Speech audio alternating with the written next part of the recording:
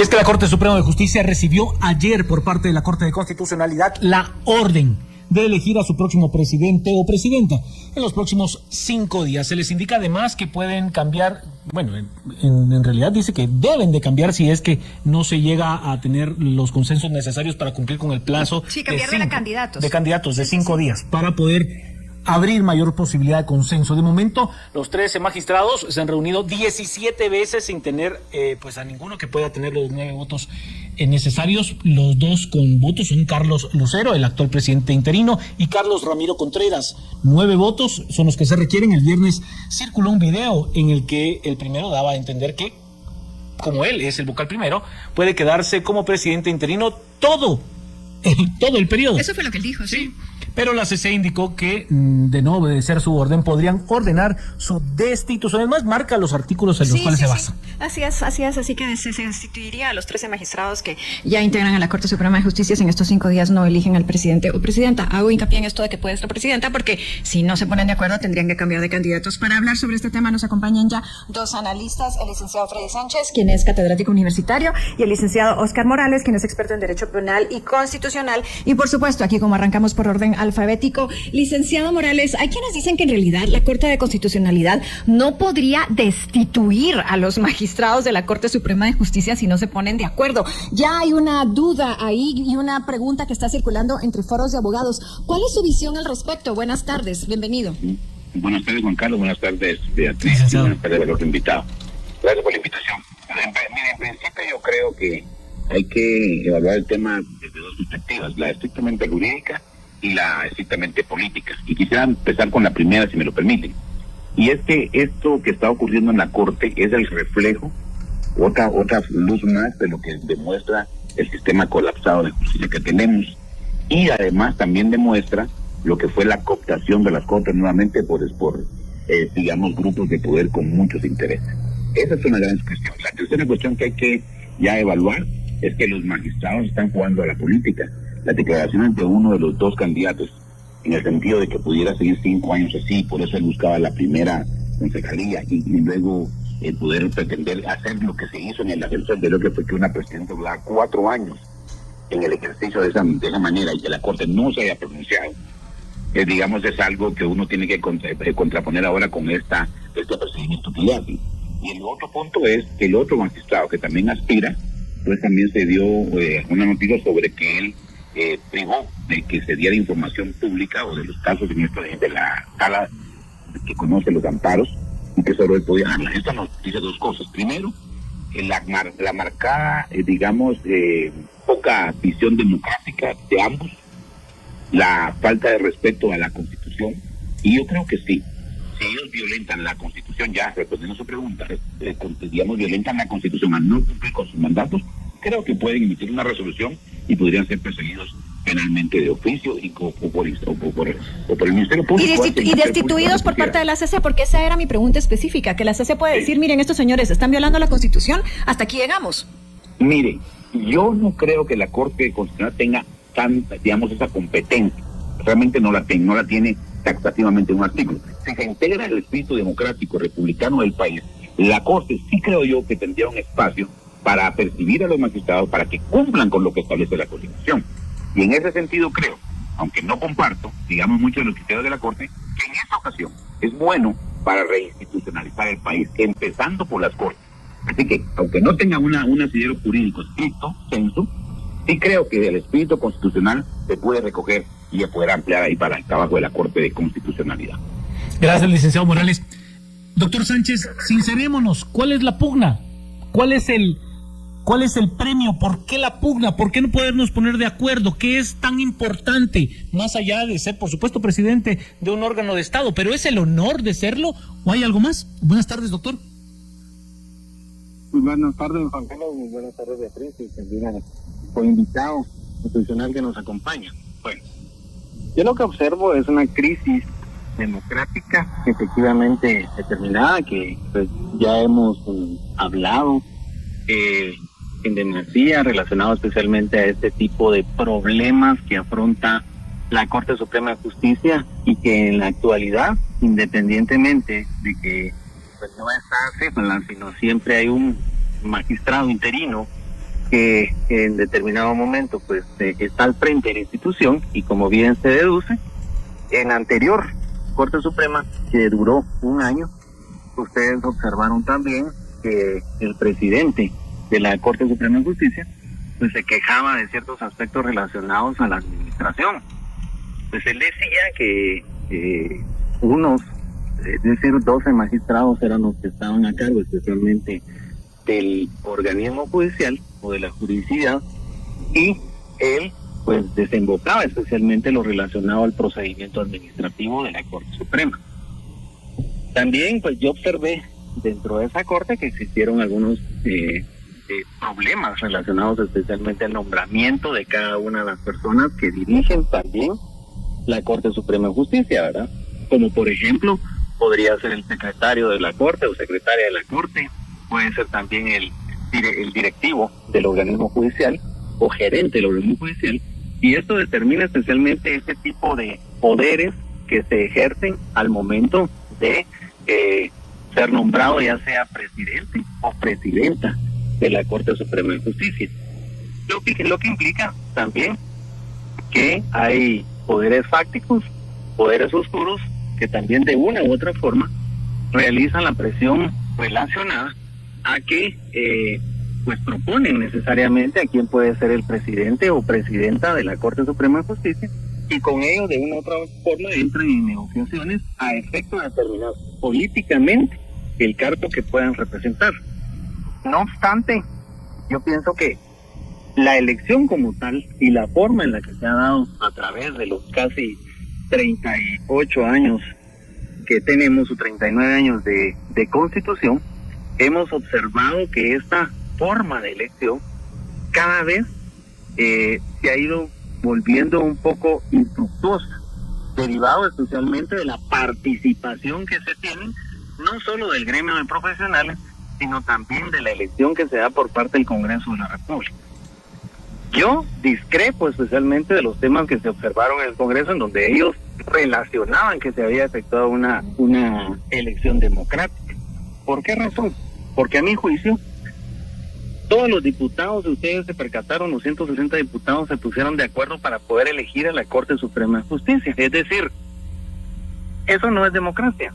Eso no se puede denominar de una forma, además de que la forma de elegir a los magistrados es indirecta, es decir, no participa el pueblo.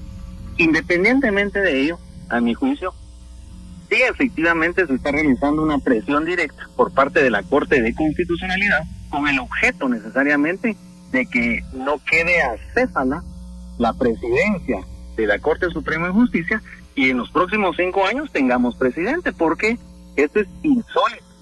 Ya vamos para un mes de la elección que se realizó, y a la presente fecha todavía no tenemos a un presidente o presidenta de la Corte Suprema de Justicia que dirima los conflictos de nivel administrativo y que represente necesariamente los intereses de este sistema. Elegir presidente o presidenta sí o sí en los próximos 5 días. Licenciado Morales, usted de alguna manera hacía referencia a esto en su primera intervención. Estos precedentes existentes en donde simplemente no había pasado nada. Esta no es la primera vez que vemos que una situación como esta ocurre, y también hay que recordar el caso de la magistrada Silvia Valdés, que fue presidenta de la Corte Suprema de Justicia 4 años más del plazo establecido por la ley. ¿Es este un buen momento para que la CC de alguna manera diga hasta aquí y ahora vamos a empezar a hacer las cosas bien? ¿Es suficiente? Bueno, yo esperaría primero que no quede impune lo que usted acaba de mencionar, porque a mi juicio ahí se cometieron muchas violaciones constitucionales. Con usted hablábamos de que era un golpe de estado de facto y que nadie le ponía la atención que se le tenía que poner en ese momento. Correcto, así es. Hubo efectivamente un rompimiento constitucional, al que por supuesto no es tan, digamos, crítico o grave como cuando se da un golpe militar, para poner un ejemplo y contextualizarlo, pero sí fue un incumplimiento de la Constitución, fue una violación a la Constitución, y todos los poderes del Estado permanecieron en silencio y, digamos, acompañando ese tipo de situación. Y yo creo que aquí habría que entonces hacer dos cosas. Primero, la Corte, qué bueno que reaccionó, porque ya solo faltó decirles que metan en una bolsa de 13 pelotitas y que la que salga es el presidente. Eso es lo que faltó, lo cual pone en evidencia el incumplimiento doloroso que cometen de la Constitución los nuevos magistrados. Porque no es posible que ellos, siendo abogados especializados, porque para eso son magistrados ya, no puedan entender el simple hecho de que están obligados a elegir un presidente de la Corte año por año, como dice la Constitución, y que no hacerlo implica una violación flagrante, ya le decía anteriormente, al espíritu republicano y democrático de la nación, un incumplimiento constitucional, pero además también constituye una acción que puede ser perseguida penalmente. Así que yo creo que sí, ojalá que la Corte de Constitucionalidad, que tengo que dejarlo dicho porque hay que decirlo, creo que también corren algunos intereses desde ahí, porque la presidencia de la Corte tiene, sin duda alguna, esto nos lo evidencia, tiene un interés particular, y el interés particular no solo es, digamos, político, sino también económico. Ahí llegan a hacer algunos sus fiestas, preparar su retiro. En el caso, usted lo mencionaba, de la Universidad Valdés, que estuvo 4 años, que se dieron un aumento pero extraordinario en los salarios, y que se fue impunemente y no pasa nada. Seguimos en el reino de la impunidad, seguimos en el reino del incumplimiento constitucional, y ojalá que la Corte, estos presidentes que se está contando como pues también tendríamos que ver como sociedad lo que requiere, lo que nos llama y nos dice nuevamente que es importantísimo sentarse en un marco de reforma constitucional.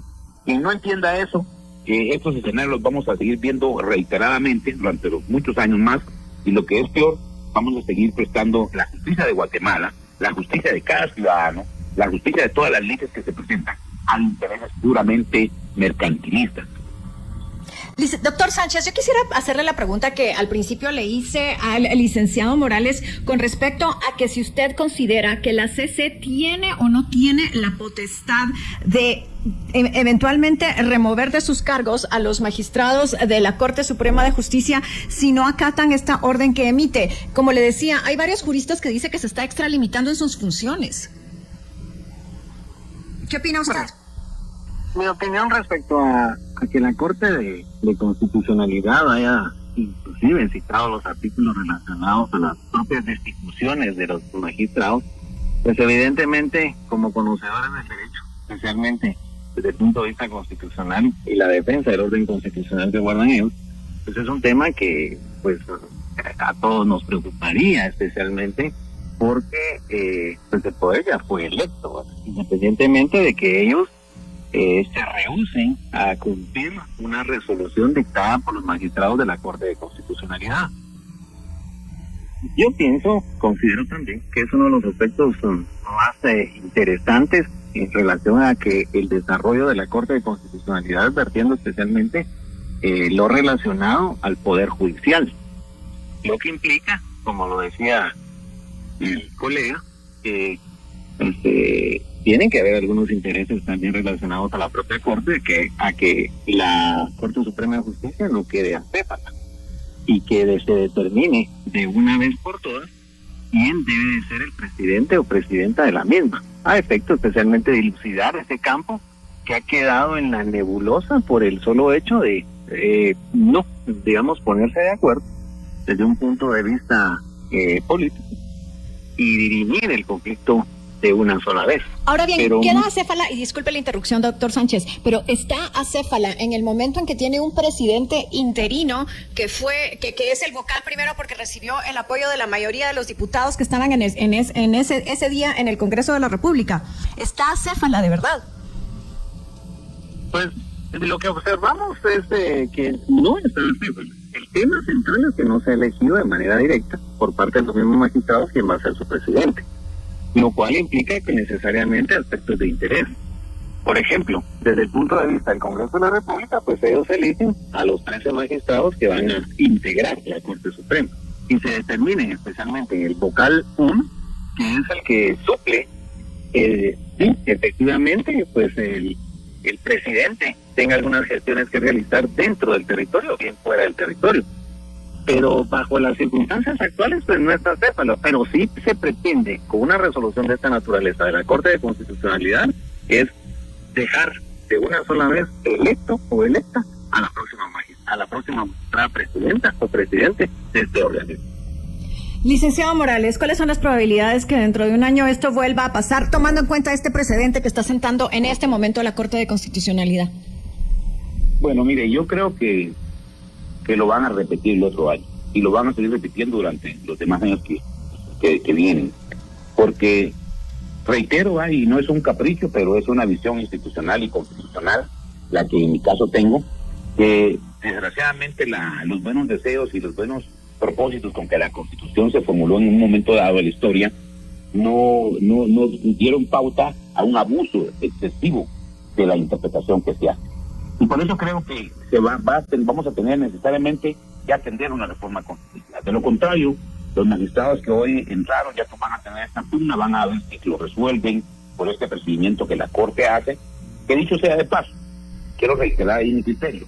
El hecho es que la Corte, al percibirlos a que elijan un presidente, les dice que de no hacerlo, de no cumplir con esta obligación constitucional, y eso se queda dentro del marco de las competencias y facultades de la Corte y la Corte de Constitucionalidad, porque su propósito de defender la Constitución no puede,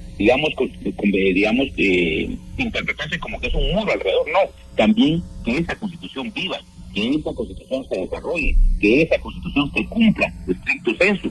Y entonces, ese mandato, como dice el artículo 215 de la Constitución, que deben de elegir dentro de los 13 magistrados a un presidente que no podrá más que gobernar durante un año la presidencia, es un mandato, no es una opción, no es tal vez un deseo de que lo quieren hacer o no, es un mandato constitucional, y ahí sí, la Corte está obligada, independientemente de sus intereses, a que los magistrados de la Corte Suprema cumplan con ese premio que hoy les hace. De no hacerlo, se pueden ver antejuiciados y procesados por un incumplimiento constitucional, y desde el punto de vista legal, ahí sí opera eso. Esa es mi opinión. Que la ley tampoco puede ser tan taxativa que le diga, si usted el primero de tal fecha, usted no elige presidente, queda destituido, hasta ahí no creo que llegue la Corte, porque no lo puede hacer, tendrá que dentro del debido proceso. Pero es penoso, reitero, es una falta de ética, una falta de moral, una falta de la ética profesional que se tiene. Y obviamente, como también decía el doctor Sánchez, digamos, esto se debe a los grupos de intereses políticos que se manejan en las comisiones de postulación, en el Congreso de la República. Este procedimiento de elección no sirve más, no funciona más en cualquiera de las etapas, es manipulado y utilizado para convertirlo en intereses espurios. Así que yo creo, la respuesta para su pregunta es sí.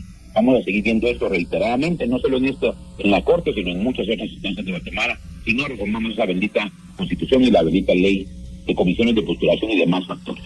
Doctor Sánchez, hagamos referencia a este video que circuló del presidente en funciones de la Corte Suprema de Justicia, en donde él explicaba a un grupo de personas que lo que estaba ocurriendo en este momento había sido parte de la negociación que se sostuvo con diferentes bancadas, que él, a cambio de ser vocal primero, pues se garantizaba estar como presidente interino durante los 5 años de esta Corte Suprema de Justicia y que no pasaba nada. ¿Qué opina de eso que él dijo? Bueno, si él efectivamente lo manifestó, pues yo considero que algo tuvo que ver relacionado especialmente a este tipo de negociaciones espurias que se dan desde un punto de vista político, ¿verdad? Es decir, ese aspecto es evidentemente hoy, ¿verdad?, plasmado, es expresado por un presidente en funciones quien está a cargo de la cartera, especialmente de los magistrados de la Corte Suprema de Justicia, y que implica que no negociar es continuar en el cargo por 5 años más. Por tal motivo, considero que también por ello, pues la Corte de Constitucionalidad tomó las herramientas necesarias a efecto de poderlos obligar y dirimir de una sola vez ese conflicto. Este tipo de temas son eminentemente pues estudios, ¿verdad?, que no traen especialmente a cuenta que los magistrados de Corte Suprema de Justicia en circunstancias de esta naturaleza se cuelen ese tipo de eventualidades.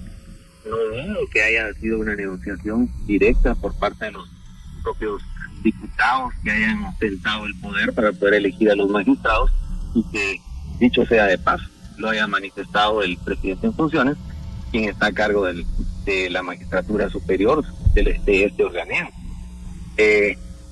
Bochornoso, especialmente para él, pero también insta a la ciudadanía e insta a la propia Corte de Constitucionalidad a que ese plazo de 5 días se cumpla sí o no en relación a que quede electo el próximo presidente o presidenta de dicho organismo. Licenciado Morales, creo que estamos teniendo un problema de comunicación. ¿Con quién estoy? ¿Con el licenciado Morales está en línea? A la orden. Perfecto, licenciado Morales. El problema de comunicación entonces fue con el doctor Sánchez. Usted hizo referencia también a otra cuestión que se ventiló la semana pasada. Esta carta que envía el presidente interino del organismo judicial de la Corte Suprema de Justicia a el encargado, a quien preside la Cámara de Antejuicios, y en donde le dice: lo que usted hace tiene que ser público, no puede pasar por tantos filtros si alguien requiere la información. Hablemos de eso y de esa necesidad de que los actos de las autoridades sean públicas. Claro, mire, la Constitución es clara en ese ámbito y dice claramente que toda la información es pública, ese carácter es público, punto. Es más, yo le voy a decir mi opinión.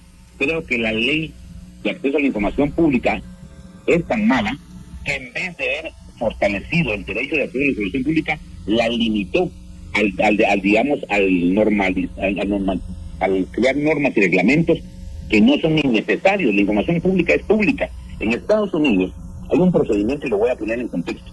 Usted llena un formulario de la información que quiere, se identifica y la manda. Inmediatamente esa información llega a usted de cualquier tipo de oficina que usted quiera, tanto federal como estatal. Eso es un ejemplo a seguir, porque eso fortalece la democracia y que la información pública la tenga el vecino. Cuando un magistrado de sala, en este caso de apelaciones de amparos, reserva información o restringe el acceso a ella, comete un delito, porque violenta no solo las normas que hoy nos rigen, sino la Constitución. Entonces, por eso yo al inicio de mi intervención decía, un presidente que uno de los candidatos de un partido político lo que quiere es que se mantenga 5 años en esa posición que se asumió de, como no hay elección de presidente, se mantenga 5 años, totalmente antidemocrático e ilegal. Y por el otro lado, el otro candidato del otro partido político lo que quiere es reservar información y manipular la justicia como se les dé la gana, también ilegal.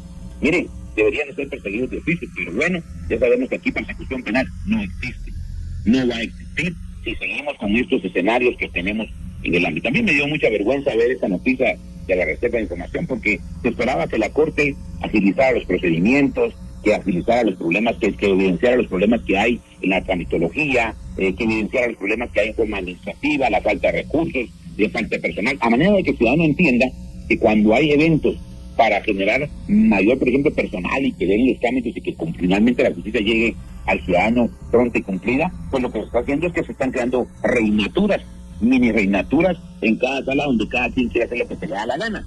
Y mire, Guatemala no tiene por qué aceptar eso, de ninguno. No podemos aceptar que nadie que ha sido electo, aunque fuera electo, porque el hecho de que la Constitución permita elegir cosas, tampoco les dice a llegarse lo que quieran. No, están sujetos a la Constitución y demás leyes del país. Y bien, hasta acá el video de hoy. Recuerden que ustedes tienen la última opinión que pueden dejar acá abajo en la cajita de comentarios. Dicho esto, nos vemos hasta el siguiente video. Adiós.